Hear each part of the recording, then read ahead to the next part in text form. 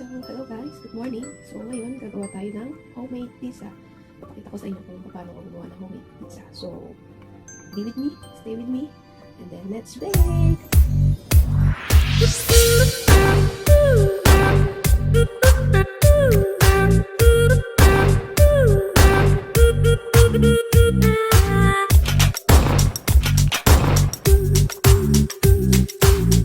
So, we need flour, 4 cups of flour, 1.5 cups of water, 1/4 cup of oil,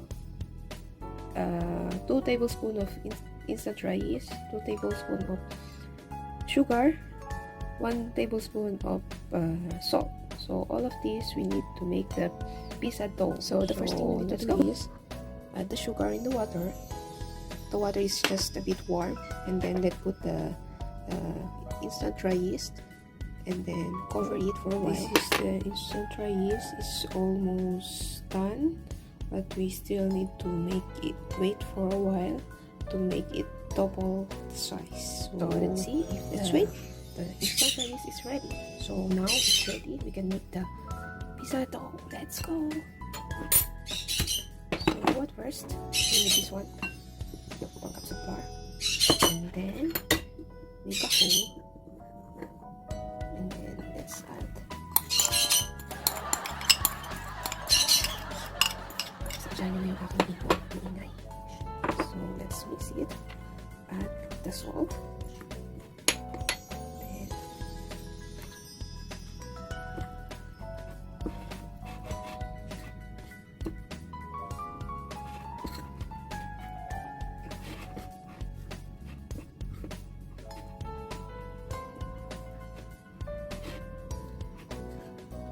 Then add the oil.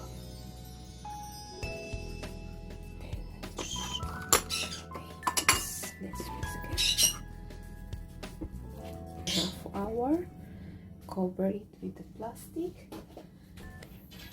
And then cover it with this one. And then let's set aside until it's double the size. Just wait. Sit back and relax. So it means double the size, right? It means success. So ngayon gagawin natin, separate natin siya into 2. Tapos nakuha ng 2 by 4. So, ito siya. Dito. Ay, dito. So, ito siya kakawin. So, add some flour. So, ito yung stick, right? Yes. Ayan po. I will make it into 2 size. 2 by 4. Medyo hindi clear kasi white din yung nagmamasahan ko. Yes.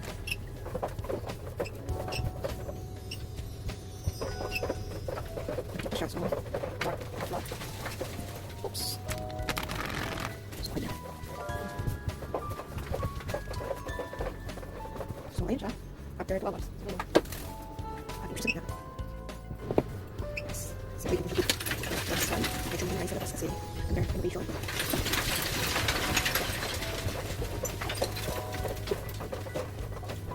So, yung isa.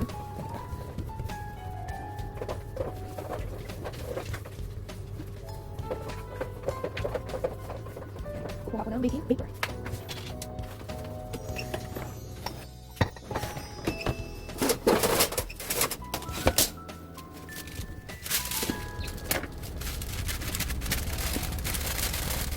Yung baking paper, ilagay ko yung isa rito.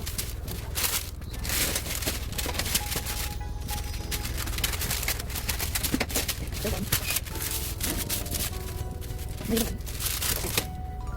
I have this one. So, i-roll siya.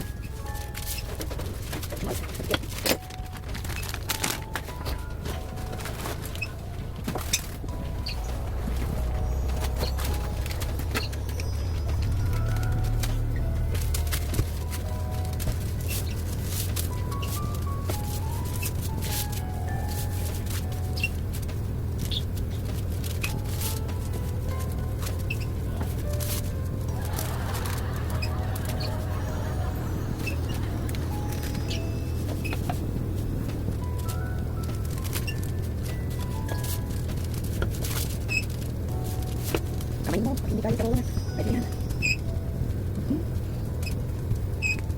Diba? Pwede kamay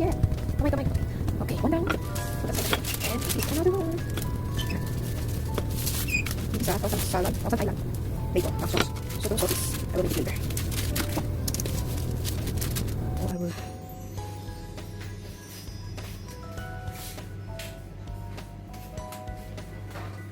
So I have this minced pork, corn, bacon, 3 kinds of bell pepper, spam, cheese, Thousand Island sauce, and bolognese sauce. So I will make the sauce with the 2 kinds of sauce, 2 kinds of pizza. So first we need to do this right on the pizza. Make a hole so the sauce will go through.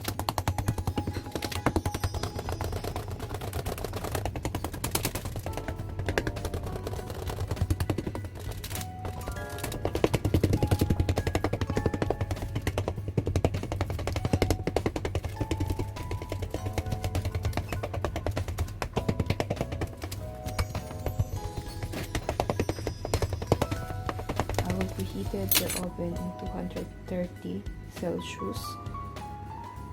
So let's start.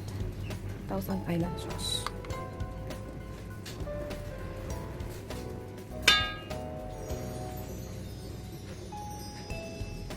You can make your own sauce as you prepare. For this one, I just use mayonnaise and ketchup. That's it.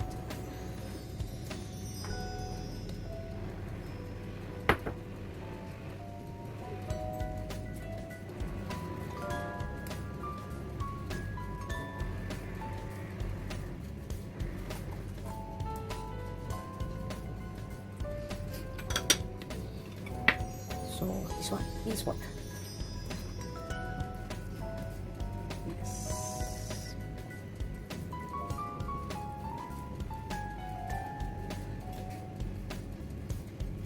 Minced pork, corn,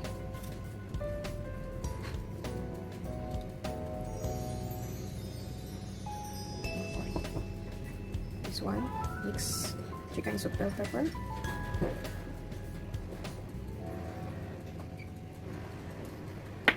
And the spam.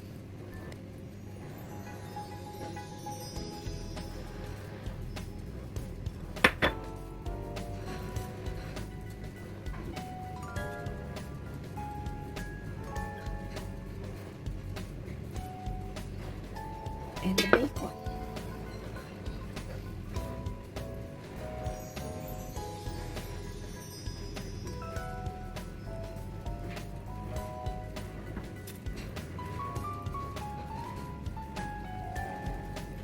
This one, guys, is just the homemade. I just choose the ingredients I think they will like. So yan, first pizza and in Thousand Island sauce. So let's put it aside. So let's make another one, the bolognese sauce. Yes, bolognese sauce. Oh wait, I didn't put the cheese yet, so I will put it later.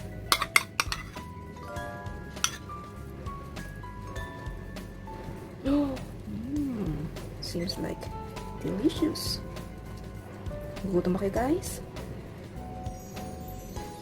Hindi mo na magsha-shoutout, ha? Next time. So, this is the bolognese sauce. So, ngayon, minced pork.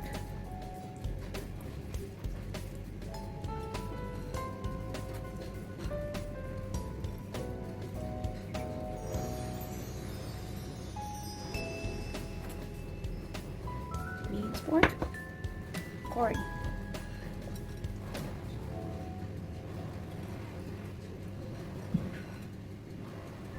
so mahilig kasi sila sa pizza, and then talaga ako 3 days na ba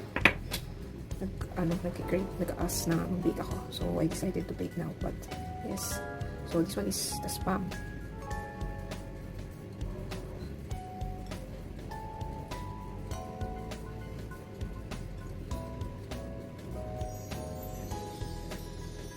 Okay, spam, bell pepper. Ubusin na natin. Last na to. Ganon, last na. Yan. Then, bacon again. Ang daming ingredients. Ang daming bacon, ang daming spam. So, yes, if you make the homemade pizza, a lot of ingredients, not like when we buy it outside. So, ayan. Tapos ng bolognese pizza. So, dalawa siya. Ngayon naman, i-add na natin ang cheese. This cheese is the cheddar cheese. Nakalimutan ko kasi bumili ng mozzarella. So, pwede na to. They like more cheese. Gugutom na ba kayo? Pwede na kayong kumagat dyan.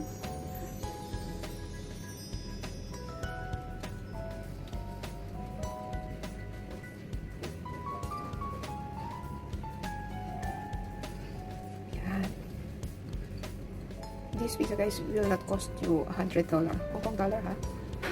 Not like when you buy it outside, like a Pizza Hut, something like that. It's quite a bit expensive. This one, homemade. Take less $100 or Hong Kong dollar. So, ayan, tapos na. So, let's bake. I-adjust ko na siya sa 350 Fahrenheit. Then, i-bake natin siya sa 17 to 25 minutes because it's pizza. 17 to 25 minutes. So, ito. 25 minutes. I-set ko siya sa 25 minutes. Nakita nyo ba? So, bake natin ang sabay. So, put it inside. Yum, yum, yum. Okay, close. And then, that's it. Wait until it finishes. So, let's check.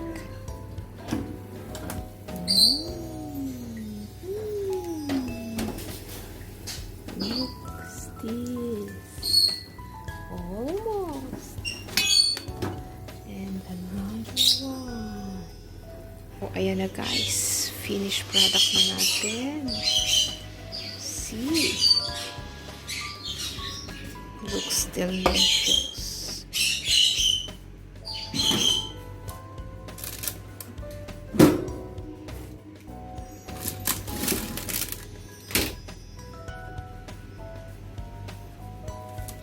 Fantastic, Pepe. Success! Sa pizza ni Inday!